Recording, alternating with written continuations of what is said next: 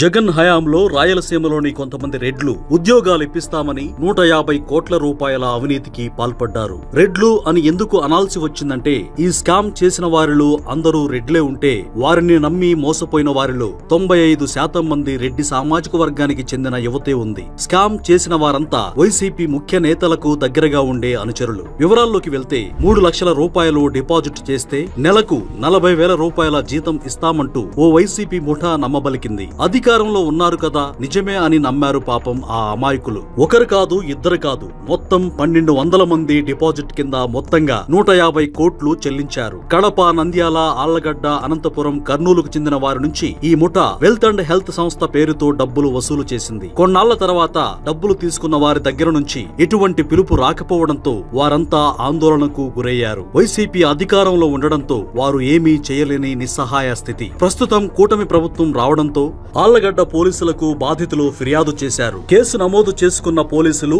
ఈ స్కామ్ లో పాత్రధారులుగా ఉన్న రాజారెడ్డి, ఉమా మహేశ్వర్ రెడ్డి, వీరారెడ్డి, శ్రీకాంత్ రెడ్డిలను అరెస్టు చేశారు. వీరంతా ఓ ముఖ్య వైసీపీ రెడ్డి నేతకు అనుచరులు. ఆ డబ్బును కీలక నేత వద్దకు చేర్చి అందులో వీరు ఎంత వాటా కొల్లగొట్టారు, వసూలు చేసిన డబ్బంతా ఏమైంది అనే విషయాలపై ఆళ్లగడ్డ పోలీసులు దర్యాప్తు చేస్తున్నారు. వీరి దగ్గర వివరాలు రాబడితే ఆ కీలక నేత ఎవరు అనే విషయం బయటకు వస్తుంది. ఇదే తరహాలో విడుదల రజని, జోగి రమేష్ లాంటి వారు కూడా ఉద్యోగాలు ఇప్పిస్తామని కోట్ల రూపాయలు వసూలు చేశారంటూ బాధితులు ఫిర్యాదులు చేశారు. కూటమి ప్రభుత్వం వచ్చిన తర్వాత నుంచి ఇటువంటి ఫిర్యాదులపై కఠిన చర్యలు తీసుకుంటోందని తెలియడంతో ఒక్కొక్కరుగా ఈ రోజు బయటకు వచ్చి వైసీపీ నేతల దోపిడీలను బయటపెడుతున్నారు. ఇప్పటి వరకు జగన్ సహజ వనరులను కొట్టేశాడని తెలుసు, రాష్ట్ర ఖజానాను కొట్టేశాడని తెలుసు, కానీ రాష్ట్ర ప్రజల దగ్గర కూడా డబ్బులు కొట్టేశాడంటే ఇంకేం చెబుతాం అంటూ నెటిజన్లు కామెంట్లు పెడుతున్నారు.